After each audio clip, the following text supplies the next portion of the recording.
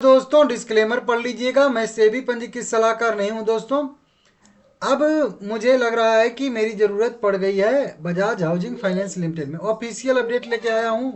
सुबह से ही आप लोग न्यूज़ देख रहे थे, सुन रहे थे कि प्रमोटर मतलब बजाज फाइनेंस इसमें हिस्सेदारी बेचने वाले हैं। वो क्यों बेच रहे हैं वो उसके बारे में बात करेंगे, कितना बेचे हैं उसके बारे में भी यहाँ पे हम लोग बात करने वाले हैं, ठीक है ना।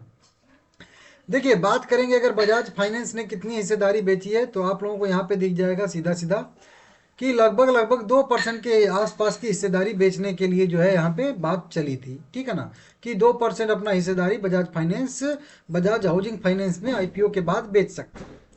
अब ये क्यों, तो देखिए सबसे पहले तो जो रूल अभी भी चेंज हुआ है, हालांकि अभी दो 4 महीने 5 महीने पहले चेंज हुआ था, लेकिन उसके पहले भी एक रूल तो हमेशा से लिए भी है कि 75% जो है से ज़्यादा प्रमोटर होल्डिंग जो है लिस्टेड कंपनियों में नहीं होनी चाहिए, ठीक है ना। तो अभी मेरे हिसाब से 10% के आसपास का मेरे हिसाब से लगभग आईपीओ आया था, 12% के आसपास का। अभी भी लगभग 88% के आसपास जो स्टेक था वो बजाज फाइनेंस के पास था, बजाज हाउसिंग फाइनेंस का। अब 75% 3 साल में इनको जो है कंप्लीट करना पड़ता है, मतलब 3 साल में जितना भी आपका स्टेक है वो उसको घटा घटा के जो है लगभग 75% करना होता है। ये सेबी का रूल है, ठीक है ना। अभी हाल फिलहाल में कुछ चेंजेस हुए हैं, लेकिन वो 75% वाला रूल जैसा तस है वैसे का वैसे है। उसी रूल के तहत कंपनी को मतलब कंपनी चाहे ना चाहे शेयर बेचना ही है। तो इसको ये मत समझिए कि नहीं कंपनी ने अपने खुशी से शेयर बेचा है और वो भी लोएस्ट लेवल पे। हालांकि जरूरी नहीं कि आज ही बेचना था उनको, अभी चाहते तो अभी भी रुक सकते, कोई जरूरी नहीं था कि नहीं आज ही बेचना था। 3 साल का टाइम होता है, तो अभी तो मेरे हिसाब से 1 साल शायद से कंप्लीट हो रहा होगा, देख लेते हैं।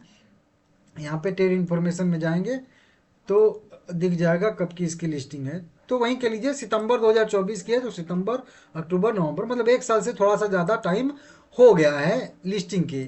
मतलब तो 1 साल, अभी भी 2 साल का टाइम इनके पास था अपने स्टेक को जो है रिड्यूस करने के लिए 75% तक लाने के लिए। तो मतलब ज़रूरी तो नहीं था कि आज ही सेल करना है, लोएस्ट लेवल पे सेल करना है, लेकिन ठीक है कंपनी ने कुछ भी विचार किया होगा बजाज फाइनेंस ने तो अपना बेचे हैं, ठीक है ना।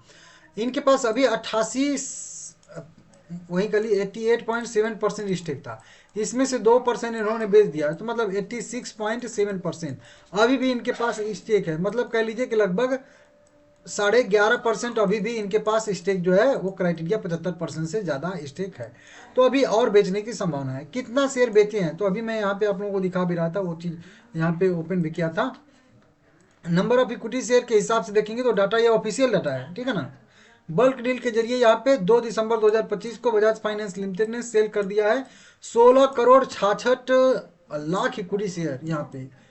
यहाँ पे 66 करोड़ मतलब 16 crore 66 lakh equity share company ने मतलब बजाज फाइनेंस ने बजाज हाउसिंग फाइनेंस के सेल किए हैं। किस प्राइस पे, 95 रुपये 31 पैसे के रेट से यहाँ पे एवरेज प्राइस मतलब कह लीजिए इनके टोटल शेयर की यहाँ पे आई है। इसको आप लोग देख सकते हो, ये टोटल जो इसकी वैल्यू बन जाती है, तो वैल्यू आप लोग यहाँ से भी कैलकुलेट कर सकते हैं।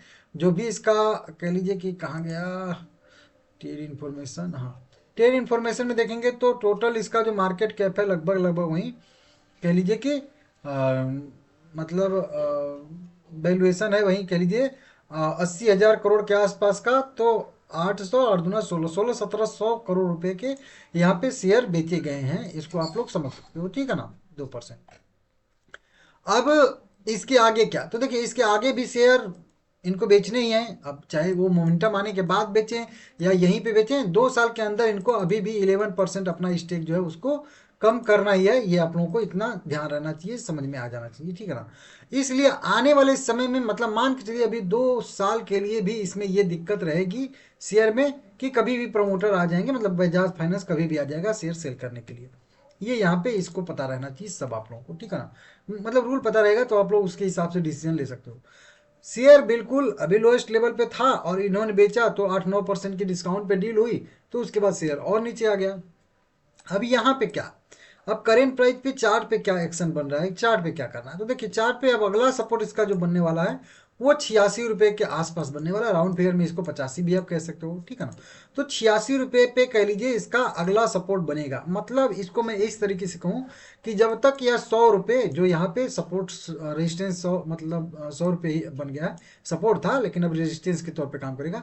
तो जब तक 100 रुपये के यह नीचे रहेगा तो मान के चलिएगा कि इसमें कभी भी 86 रुपये तक जाने की संभावना है। मतलब अभी 100 के नीचे है तो इसमें हम लोगों का निगेटिव व्यू रहेगा, मतलब इसमें से एग्जिट करने का व्यू रहेगा, ठीक है ना। इसको देख लीजिएगा। ये मैं आपको यहाँ पे जब ये वाला ब्रेकडाउन हुआ था यहाँ से ना, तभी मैं बता दिया था आप लोगों को कि सारे के सारे मूविंग एवरेज का रेजिस्टेंस लिया था यहाँ पे, आप लोगों ने देखा होगा। बताया था कि अगर यहाँ से ब्रेकआउट ऊपर दे के सस्टेन कर जाता है 125 वाला लेवल तो यहाँ से तेजी की संभावना बनेगी, नहीं तो 125 के जब तक नीचे है तब तक इसमें दिक्कत रहेगी, और वो दिक्कत आज आपको सीधा सीधा दिख भी रही होगी। तो उस समय भी मैं आप लोगों को एक रेजिस्टेंस लेवल वही 126 पे ड्रॉ करके 125 के आसपास बताया था। तो वो तो अभी आगे आने वाले समय में फिर से रेजिस्टेंस बनेगा ही बनेगा, लेकिन वो अभी दूर की बात है। लेकिन फिलहाल के लिए 100 रुपये वाला मेन राउंड फिगर लेवल भी है। तो 100 से कह लीजिए 105 रुपये तक इसका एक रेजिस्टेंस जोन बनेगा, ये वाले लो से लेके यहाँ तक। इस रेंज के जब तक नीचे है मैं बोलूँगा कि इसमें जो है थोड़ा सा दिक्कत रहेगा, निगेटिव व्यू हम लोगों का रहेगा। और मेरा मानना भी है लगभग लगभग है कि शायद एक बार 86 रुपये तक ये जाए, ऐसी संभावना दिख रही है।